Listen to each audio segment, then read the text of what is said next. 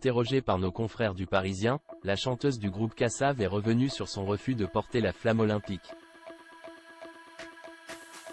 Elle fait partie du mythique groupe Kassav. Jocelyne Béroard s'est entretenue avec nos confrères du Parisien dans le cadre du concert événement à Paris, le 18 mai dernier. En guise d'hommage à Jacob Desvarieux, décédé en Guadeloupe à 65 ans, des suites du Covid, la chanteuse a tenu à faire perdurer son groupe de musique. Mais ce retour sur scène n'a pas été chose aisée. Il a fallu du temps pour accepter sa mort, il fallait la digérer, se réparer. On le savait fragile, comme il avait été greffé du rein, et on était très inquiet quand il a chopé ce virus, confie-t-elle.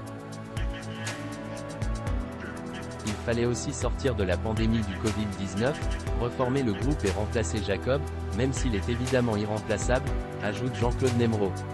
On a deux nouveaux musiciens, un chanteur et un guitariste de moins de 30 ans. On partage ensemble ses chansons.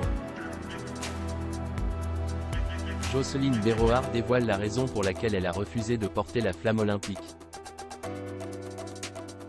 Et elle aurait pu aussi faire partie des porteurs de la flamme olympique, qui sillonnent la France depuis plusieurs jours.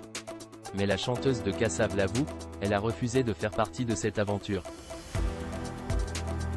Nous n'avons jamais été sollicités pour représenter la France, regrette-t-elle.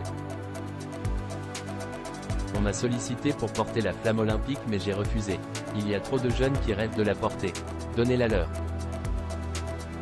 Par contre, j'ai dit oui pour interpréter 4 chansons lors de son passage en Guadeloupe.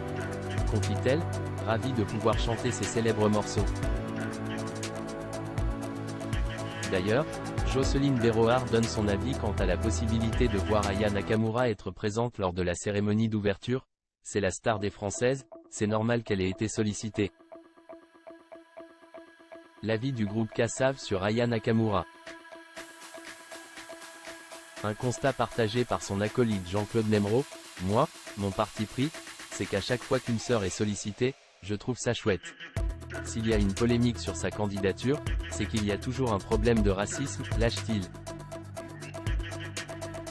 À nos débuts, en 1985, il y avait déjà un problème, on avait rempli notre premier zénith sans aucun média. Après on a avancé sans, à notre sauce, précise le pianiste.